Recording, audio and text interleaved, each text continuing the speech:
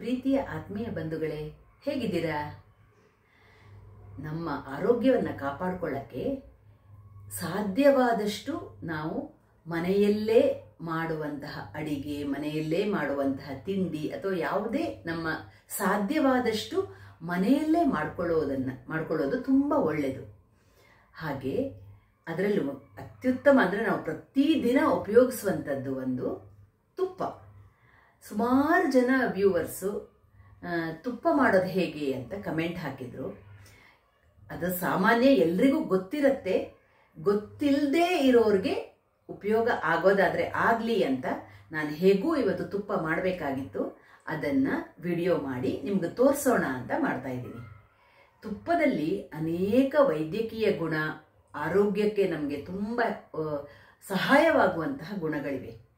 ನಿಮಗೆ ದೇಹದ ಪ್ರತಿರೋಧಕ ಶಕ್ತಿಯನ್ನು ತುಪ್ಪ ಹೆಚ್ಚು ಮಾಡುತ್ತೆ ಅಂತಾರೆ. ಅದರ ಜೊತೆ ಅದು ನಮ್ಮ ದೇಹಕ್ಕೆ ನಾವು ತುಪ್ಪವನ್ನು ಸೇವಿಸೋದ್ರಿಂದ ಮಾಯಿಶ್ಚರೈಸರ್ ಥರ, ಈ ಚರ್ಮಗಳಿಗೆ ನಮಗೆ ಮಾಯಿಶ್ಚರೈಸರ್ ಥರ ಕೆಲಸ ಮಾಡುತ್ತೆ ತುಪ್ಪ. ಹಾಗೆ ತುಪ್ಪನ್ನ ಚಿನ್ನ ರೂಪದ ದ್ರವ ಅಂತ ಹೇಳ್ತಾರಂತೆ. ಅಂದರೆ ಅಷ್ಟು ಅಮೂಲ್ಯ, ಅತ್ಯಮೂಲ್ಯವಾಗಿರೋ ಅದೊಂದು ವಸ್ತು ಅಂತ, ಆಹಾರ ಅಂತ. ಹಾಗೆ ಅದನ್ನು ಮೊದಲು ಕೆಲವು ಕೊಲೆಸ್ಟ್ರಾಲ್ ಬರುತ್ತೆ ತುಪ್ಪ ತಿಂದರೆ ಅಂತೆಲ್ಲ ಹೇಳ್ತಿದ್ರು.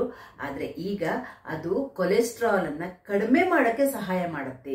ಅದರಲ್ಲಿ ಉತ್ತಮ ಕೊಲೆಸ್ಟ್ರಾಲ್, ಗುಡ್ ಕೊಲೆಸ್ಟ್ರಾಲ್ ಇದೆ ಅಂತ ಹೇಳ್ತಾರೆ. ಪ್ರತಿಯೊಂದಕ್ಕೂ ಒಂದು ಲಿಮಿಟೇಷನ್ಸ್, ಅಂದರೆ ನಮಗೆ ಎಷ್ಟು ತಿನ್ನಬೇಕು ಅಂತ ಇರುತ್ತೆ ಅಷ್ಟೇ ತಿನ್ನಬೇಕು.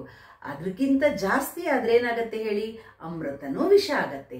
ಆ ಥರ ತುಪ್ಪ ದಿನಕ್ಕೆ 1 ರಿಂದ 2 ಚಮಚ ತುಪ್ಪ ಸೇವನೆ ಆರೋಗ್ಯಕ್ಕೆ ತುಂಬ ಒಳ್ಳೆಯದು. ಆಯುರ್ವೇದದ ಪ್ರಕಾರ ಅಂತೂ ತುಪ್ಪ ತುಂಬ ಮಹತ್ವದ ಪಾತ್ರ ಹೊಂದಿದೆ.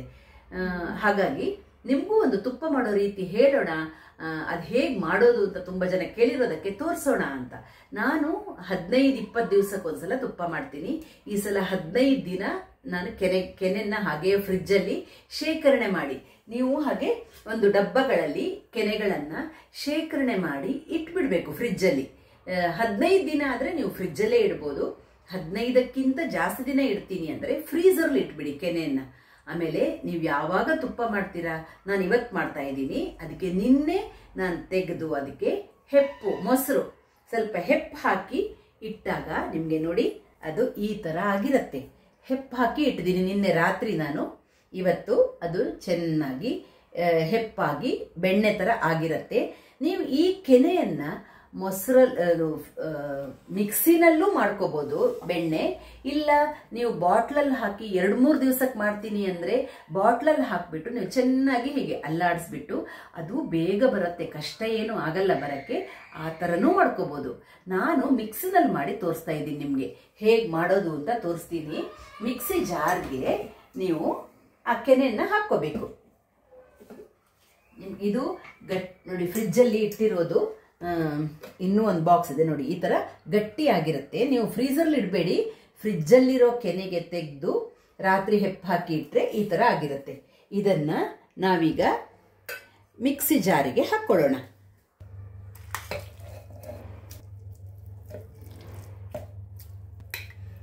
ನಾನು ಇಷ್ಟು ಕೆನೆ ಹಾಕ್ಕೊಂಡಿದ್ದೀನಿ. ಅದಕ್ಕೆ ಸ್ವಲ್ಪ ನೀರು ಹಾಕ್ಕೊಂಡು ಮಿಕ್ಸಿನಲ್ಲಿ ನಾನು ಬೆಣ್ಣೆ ಮಾಡ್ತಾ ಇದ್ದೀನಿ.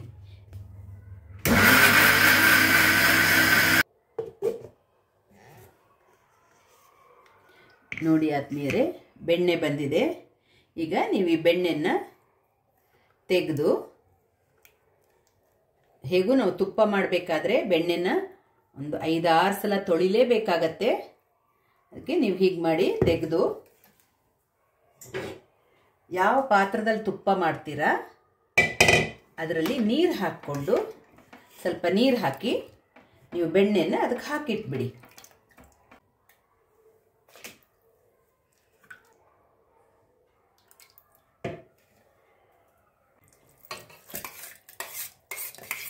ಸುಮಾರು ಸಲ ಹಾಕ್ಕೋಬೇಕಾಗತ್ತೆ ನೀವು ಮಿಕ್ಸಿನಲ್ಲಿ ತೆಗೆಯೋಣ ಬೆಣ್ಣೆ.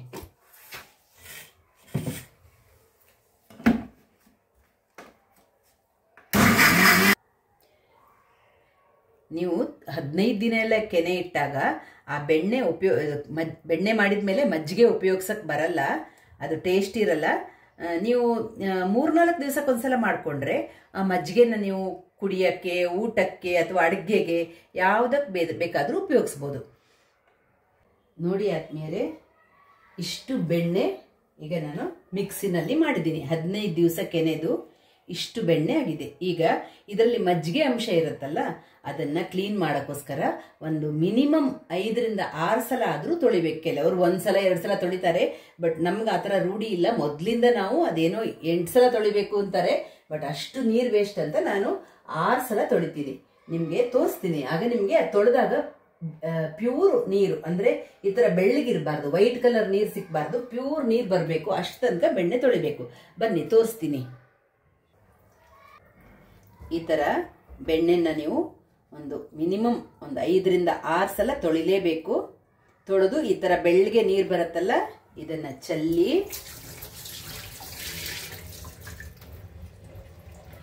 ಹೊಸ ನೀರು ಹಾಕಿ ಅದೇ ತರ ನೀವು ಹೀಗೆ ಮಾಡಿ ಇದರಲ್ಲಿರೋ ನೀರಿನ ಅಂಶನೂ ಒಂದ್ಸಲ ತೆಕ್ಕೋಬಹುದು. ತೆಕ್ಕೊಂಡು ಮತ್ತೆ ಹೊಸ ನೀರು ಹಾಕಿ ಒಂದು 5-6 ಸಲ ತೊಳಿಬೇಕು. ಇದು 6ನೇ ಸಲ ತೊಳಿತಾ ಇದ್ದೀನಿ ನಾನು. ನೋಡಿ ಈಗ ನಿಮಗೆ ನೀರು ಪ್ಯೂರ್ ವಾಟರ್ ಇದೆ. ಬೆಳ್ಳಗೆ ಮಜ್ಜಿಗೆ ಅಂಶ ಎಲ್ಲ ಹೋಗಿದೆ. ಈಗ ಪ್ಯೂರ್ ವಾಟರ್ ತರ ಕಾಣಿಸ್ತಾ ಇದೆ. ತಿಳಿಯಾದ ನೀರಲ್ಲ, ಸಾಕು ಇಷ್ಟು ತೊಳೆದು. ಈಗ ನೀವು ಇದನ್ನ ನೀರು ಚೆಲ್ಲಿ ತುಪ್ಪ ಕಾಯಿಸಕ್ಕೆ ಇಡೋಣ. ತುಪ್ಪ ಕಾಯಿಸೋವಾಗಲೂ ಅಷ್ಟೇನೆ, ಕೆಲವರು ಅದಕ್ಕೆ ಉಪ್ಪು, ಕರಿಬೇವು ಸೊಪ್ಪು, ಇಲ್ಲ ಲವಂಗ ಒಂದು ಎಲ್ಲ ಹಾಕ್ತಾರೆ.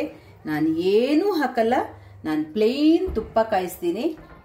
ನಾವು ಮನೆಯಲ್ಲೇ ಮಾಡಿದ ತುಪ್ಪ ಅನ್ನೋವಾಗ ಎಷ್ಟು ಖುಷಿ ಆಗತ್ತೆ, ಎಷ್ಟು ಸಮಾಧಾನ ಇರುತ್ತೆ, ಎಷ್ಟು ಆರೋಗ್ಯಕರವಾಗಿರುತ್ತೆ. ಹೊರಗಡೆ ತುಪ್ಪದಲ್ಲಿ ಏನು ಹಾಕಿರ್ತಾರೆ ನಮ್ಗೆ ಗೊತ್ತಾಗೋದಿಲ್ಲ. ನಾವು ಮನೇಲಿ ಮಾಡ್ಕೊಂಡಿರೋ ತುಪ್ಪ ಎಷ್ಟು ಶುದ್ಧವಾಗಿ, ಎಷ್ಟು ರುಚಿಯಾಗಿ, ಎಷ್ಟು ಸುವಾಸನೆಯಿಂದ ಕೂಡಿರುತ್ತೆ.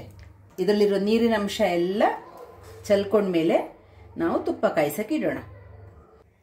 ಈಗ ಗ್ಯಾಸ್ ಹಚ್ಚಿ ಸ್ವಲ್ಪ ಹೊತ್ತು, ಅಂದರೆ ಬೆಣ್ಣೆ ಕರ್ಗೋ ತನಕ ಸ್ವಲ್ಪ ದೊಡ್ಡ ಉರಿಯಲ್ಲಿ ಇಟ್ಕೊಳ್ಳಿ. ಆಮೇಲೆ ಮೀಡಿಯಂ, ಅಂದರೆ ಲೋ ಮೀಡಿಯಂ, ಸಿಮ್ಗಿಂತ ಸ್ವಲ್ಪ ದೊಡ್ಡದಿಟ್ರೆ ಸಾಕು. ನಿಮ್ಗೆ ಹೇಗೆ ತುಪ್ಪ ಆಯಿತು ಅಂತ ಗೊತ್ತಾಗತ್ತೆ ಅಂತ ಕೇಳಿದ್ರೆ, ಚೆನ್ನಾಗಿ ಪರಿಮಳ ಬರುತ್ತೆ.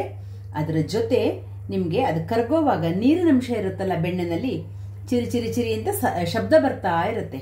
ಆ ಶಬ್ದಗಳೆಲ್ಲ ನಿಂತು ಪ್ಲೇನ್ ಆಗಿ ತುಪ್ಪ ಗೋಲ್ಡನ್ ಕಲರಲ್ಲಿ ಪ್ಲೇನ್ ಆಗಿ ಫುಲ್ ಶಬ್ದ ನಿಂತು ಹೋಗುತ್ತೆ. ಅದಾದ್ಮೇಲೆ ನೀವು ತುಪ್ಪ ಆಗಿದೆ ಅಂತ ಗ್ಯಾಸನ್ನು ಆಫ್ ಮಾಡಬೇಕು. ಕರಗ್ತಾ ಇದೆ ಬೆಣ್ಣೆ, ಫುಲ್ ಕರಗಿತು, ಮೆಲ್ಟ್ ಆಗಿದೆ. ಈಗ ನೊರೆ ನೊರೆ ಬರಕ್ಕೆ ಶುರುವಾಗತ್ತಲ್ಲ, ಶಬ್ದ ಬರುತ್ತೆ ನೋಡಿ.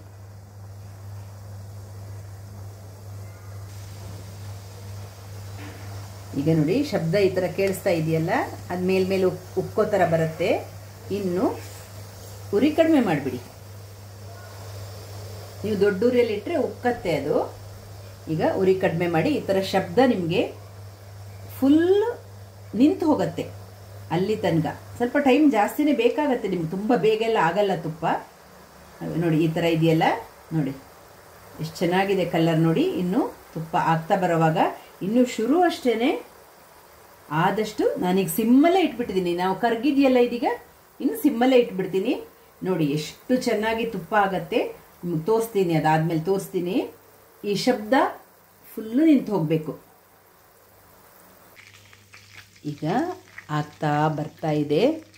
ಇನ್ನು ಶಬ್ದ ಪೂರ್ತಿ ನಿಂತಿಲ್ಲ. ಶಬ್ದ ನಿಂತ ಮೇಲೆ ಅದು ಆಯಿತು ಅಂತ. ಈಗ ನಾನು ಗ್ಯಾಸ್ ಆಫ್ ಮಾಡಿದೆ. ಶಬ್ದ ನೋಡಿ ಪೂರ್ತಿ ನಿಂತು ಹೋಗಿ ಸ್ವಲ್ಪ ಕಂದು ಬಣ್ಣ, ಬ್ರೌನಿಶ್ ಗೋಲ್ಡನ್ ಬ್ರೌನು ಸ್ವಲ್ಪ ಡಾರ್ಕ್ ಆಗಿ ಬಂದಿದೆಯಲ್ಲ. ಈಗ ತುಪ್ಪ ಆಗಿದೆ. ಸ್ವಲ್ಪ ಹೊತ್ತು ಆರಿದ ಮೇಲೆ ನೀವು ಅದನ್ನು ಒಂದು ಬಾಟ್ಲಲ್ಲಿ, ಆದಷ್ಟು ಗಾಜಿನ ಬಾಟ್ಲಲ್ಲಿ, ಗ್ಲಾಸ್ ಬಾಟಲ್ಗೆ, ಪ್ಲಾಸ್ಟಿಕ್ ಬಾಟಲ್ಗೆಲ್ಲ ಹಾಕಕ್ಕೆ ಹೋಗಬೇಡಿ. ಇಲ್ಲ ಸ್ಟೀಲ್ ಡಬ್ಬಗಳಲ್ಲಿ ಹಾಕಿಡ್ಬೋದು. ನಿಮಗೆ ಏರ್ಟೈಟ್ ಡಬ್ಬದಲ್ಲಿ ಹಾಕಿಟ್ರೆ 6 ತಿಂಗಳಾದರೂ ತುಪ್ಪ ಅಷ್ಟು ಚೆನ್ನಾಗಿರುತ್ತೆ. ಯಾವ ಸ್ವೀಟಿಗೆ ಬೇಕಾದರೂ ನೀವು ಉಪಯೋಗಿಸ್ಕೋಬೋದು. ನೋಡಿ ಆದ್ಮೇಲೆ ಎಷ್ಟು ಚೆನ್ನಾಗಿರೋ ತುಪ್ಪ ರೆಡಿಯಾಗಿದೆ. ಇದನ್ನು ನೀವು ಸೋಸಿ ಗಾಜಿನ ಬಾಟ್ಲಿಗೆ ಹಾಕಿ ಇಟ್ಬಿಟ್ರೆ ಎಷ್ಟು ದಿವಸ ಆದರೂ ಏನೂ ಆಗಲ್ಲ, ತುಂಬ ಚೆನ್ನಾಗಿರುತ್ತೆ. ಯಾವುದೇ ವಿಧವಾದ ಸ್ವೀಟ್ಗಳನ್ನು, ಸಿಹಿ ತಿಂಡಿಗಳನ್ನು ಮಾಡಿಕೊಂಡು ನೀವು ಇಲ್ಲ ದೋಸೆಗೆ, ಅಡುಗೆಗಳಿಗೆ ಎಲ್ಲದಕ್ಕೂ ಮನೇಲಿ ಮಾಡಿರೋ ತುಪ್ಪ ಹಾಕಿದಷ್ಟು ತೃಪ್ತಿ ನೀವು ಹೊರಗಡೆಯಿಂದ ತಂದ ತುಪ್ಪದಲ್ಲಿ ಸಿಗತ್ತಾ? ನಿಮಗೆ ಹೊರಗಡೆ ತುಪ್ಪ ಎಷ್ಟು ಶುದ್ಧವಾಗಿರುತ್ತೆ ಅನ್ನೋದು ಗೊತ್ತಿರಲ್ಲ. ನಾವು ಮನೆಯಲ್ಲಿ ತುಂಬ ಶುದ್ಧವಾಗಿ ತುಂಬ ಚೆನ್ನಾಗಿ ಮಾಡಿದ್ರೆ ಆರೋಗ್ಯಕ್ಕೂ ಎಷ್ಟು ಒಳ್ಳೆಯದು ನೋಡಿ. ಆತ್ಮೀಯರೇ, ತುಪ್ಪ ನಾನು ಬಾಟ್ಲಿಗೆ ಹಾಕಿದ್ದೀನಿ. ಅದಿನ್ನೂ ಈಗ ಬಿಸಿ ಇದೆ, ಮುಚ್ಚಿಲ್ಲ, ಅದಕ್ಕೆ ಬಿಸಿ ಇದೆ. ಹಾಗೆ ಮಾಡಿರೋ ತುಪ್ಪ ನಿಮಗೆ ಯಾವಾಗ ಮಾಡಿದ್ದು ಅಂತ ಗೊತ್ತಾಗಕ್ಕೆ ನಾನು ಈ ಥರ ಸ್ಟಿಕ್ಕರ್ ಅಂಟಿಸಿ ಇಟ್ಟಿರ್ತೀನಿ. ಅಂಟಿಸಿ ಅದ್ರ ಮೇಲೆ ಡೇಟ್ ಬರೀತೀನಿ ನೋಡಿ. ನವೆಂಬರ್ 2ನೇ ತಾರೀಕಿಗೆ ಮಾಡಿರೋ ತುಪ್ಪ ಇದು. ಈ ಥರ ನಾನು ಎಲ್ಲ ತುಪ್ಪದ ಬಾಟ್ಲುಗಳು ಮಾಡಿದರೆ ಈ ಥರ ಹೀಗೆ ಎಲ್ಲ ತುಪ್ಪದ ಬಾಟ್ಲುಗಳಿಗೂ ಈ ಥರ ಚೀಟಿ ಅಂಟಿಸಿ ಇಟ್ಟಿರ್ತೀನಿ. ಇದಕ್ಕೂ ಅಂಟಿಸಿದ್ದೀನಿ. ಇದು ತಣ್ಣಗಾದ್ಮೇಲೆ ನಾನು ಡೇಟ್ ಹಾಕಿ ಇಟ್ಟಿರ್ತೀನಿ ಅದರಲ್ಲಿ. ಈ ಥರ ನೀವು ಮನೆಯಲ್ಲೇ ತುಪ್ಪ ಮಾಡಿಕೊಂಡು ನಿಮ್ಮ ಆರೋಗ್ಯಕ್ಕೆ ಅದು ಉತ್ತಮವಾಗಿರುತ್ತೆ. ಹೊರಗಡೆಯಿಂದ ತಂದು ತಿನ್ನೋದಕ್ಕಿಂತ ಆದಷ್ಟು ಮನೆಯಲ್ಲೇ ದಿನಾ ಕೆನೆ ಎತ್ತಿ ಇಟ್ಟು ನೀವು ಬೆಣ್ಣೆ ಮಾಡಿಕೊಂಡು ತುಪ್ಪ ಮಾಡಿಕೊಂಡ್ರೆ ಮಕ್ಕಳಿಗೆ ಅಥವಾ ಎಲ್ಲರಿಗೂ ಮನೆ ಆಹಾರ ಯಾರಿಗೆ ಒಳ್ಳೆಯದಲ್ಲ ಹೇಳಿ? ಪ್ರತಿಯೊಬ್ಬರಿಗೂ ಹೊರಗಡೆ ಆಹಾರ ತಿಂದು ಆರೋಗ್ಯ ಹಾಳು ಮಾಡ್ಕೊಳ್ಳೋದಕ್ಕಿಂತ ಮನೆಯಲ್ಲೇ ಈ ಥರ ತುಪ್ಪ ಬೆಣ್ಣೆಗಳನ್ನು ಮಾಡಿಕೊಂಡು ಬಳಸೋದ್ರಿಂದ ನಮ್ಮ ಆರೋಗ್ಯಕ್ಕೂ ಒಳ್ಳೆಯದಾಗತ್ತೆ. ಹಾಗಾಗಿ ಎಲ್ಲರೂ ಪ್ರಯತ್ನ ಮಾಡಿ, ಏನು ಕಷ್ಟ ಇಲ್ಲ ತುಪ್ಪ ಮಾಡೋದು. ನಾನು 35 ವರ್ಷಗಳಿಂದ ಒಂದು ಪ್ಯಾಕೆಟ್ ತುಪ್ಪನೂ ಮನೆಗೆ ಅಂತ ಉಪಯೋಗಿಸಕ್ಕೆ ತಂದಿಲ್ಲ, ತಿನ್ನಕ್ಕೆ. ಈ ಪೂಜೆಗಳಿಗೆ ಅಥವಾ ಯಾವುದೋ ಫಂಕ್ಷನ್ ಮಾಡಿದಾಗ ಆಗೆಲ್ಲ ಹೊರಗಡೆ ಹೋಮಗಳಿಗೆಲ್ಲ ಬೇಕಲ್ಲ, ಆಗೆಲ್ಲ ಪ್ಯಾಕೆಟ್ ತುಪ್ಪ ತಂದಿದ್ದೀವಿ, ನಂದಿನಿ ತುಪ್ಪ ಎಲ್ಲ ತಂದಿದ್ದೀವಿ. ಚೆನ್ನಾಗಿರ್ಬೋದು, ಆದರೆ ನಮಗೆ ಅದು ಅಭ್ಯಾಸ ಇಲ್ದಿರೋ ಕಾರಣ ಹೊರಗಡೆ ತುಪ್ಪ ತಿಂದರೆ ಸೇರೋದೇ ಇಲ್ಲ. ಹಾಗಾಗಿ ನೀವು ಎಲ್ಲರೂ ಮನೆಯಲ್ಲೇ ಮಾಡಿಕೊಂಡು ತುಪ್ಪನ ವಿಧವಾದ ಸಿಹಿ ತಿಂಡಿಗಳನ್ನು ಈ ತುಪ್ಪ ಉಪಯೋಗಿಸಿ ಮಾಡ್ಬೋದು. ಮಾಡಿಕೊಂಡು ತಿಂದು ಎಲ್ಲರೂ ಖುಷಿ ಪಡಿ. ಹಾಗೆ ಸಿಗೋಣ ಮುಂದಿನ ವಿಡಿಯೋದಲ್ಲಿ. ಅಲ್ಲಿ ತನಕ ರಾಯರು ನಿಮ್ಮೆಲ್ಲರನ್ನ ಚೆನ್ನಾಗಿಟ್ಟಿರ್ಲಿ ಅಂತ ಪ್ರಾರ್ಥಿಸ್ತಾ ಸಿಗೋಣ ಮುಂದಿನ ವಿಡಿಯೋದಲ್ಲಿ. ಧನ್ಯವಾದಗಳು. ನಮಸ್ತೆ.